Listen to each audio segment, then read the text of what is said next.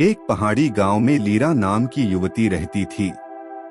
वह बुद्धिमान थी पर आत्मसंदेह से भरी थी। उसे लगता था कि वह अपने जीवन को बेहतर बनाने के लायक नहीं है। एक दिन गांव के पास घूमते हुए उसने एक पुराना दीपक पाया। जैसे ही उसने उसे उठाया, वह चमकने लगा और एक आवाज आई, यह दीपक तुम्हें तुम्हारे घर का रास्ता दिखाएगा, लेकिन रास्ता आसान नहीं होगा। क्या तुम तैयार हो? लीरा ने हिम्मत जुटाई और यात्रा शुरू की। छायाओं का जंगल। पहला रास्ता एक घने जंगल से होकर गुजरा।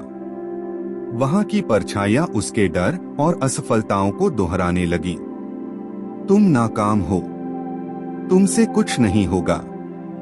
डरी हुई लीरा ठहर गई, पर दीपक की हल्की रोशनी ने एक पगडंडी दिखाई।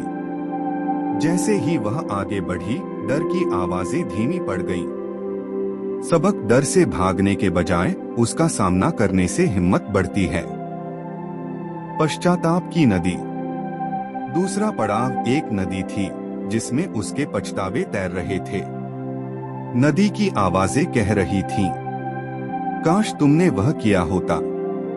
क्या होता अगर? लेकिन दीपक की चमक में उसे दिखा कि उसके पछतावे सबक बन सकते हैं। उसने एक बेड़ा बनाया और नदी पार की। सबक पछतावे हमें रोकते नहीं, अगर हम उनसे सीखने को तैयार हों। सत्य का पर्वत। अंत में वह एक विशाल पर्वत के पास पहुंची। उसकी खड़ी चट्टानें असंभव लग रही थीं।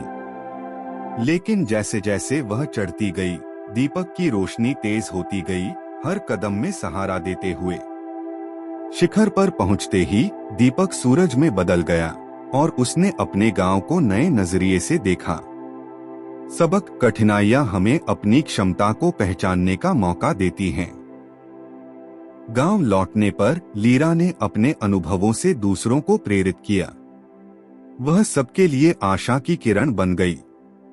नैतिक शिक्षा। खुद को बेहतर बनाने का रास्ता लंबा हो सकता है, लेकिन वही रास्ता हमें मजबूत और समझदार बनाता है।